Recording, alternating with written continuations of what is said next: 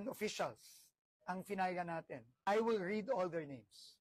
Henry Alcantara, Bryce Erickson Hernandez, JP Mendoza, John Michael Camos, Ernesto Galang, Lorenzo Pagtalunan, Norberto Santos, Jaime Hernandez, Flora Lynn Simbulan, Juanito Mendoza, Roberto Roque, Benedict Matawaran, Cristina May Pineda, Paul Jason Duya, Merge Haron Laus, Lemuel Efraim Roque, RJ Dumasig, Giancarlo Rivera, John Benex Francisco, Jojo Marie Tayaw.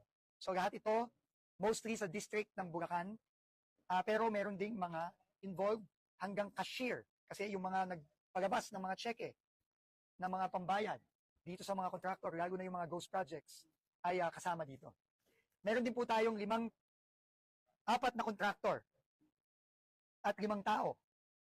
St. Timothy Construction Corporation, Miss Maria Roma Angeline Rimando, at ang admitted by herself mismo as beneficial owner, Cesara Rowena Discaya.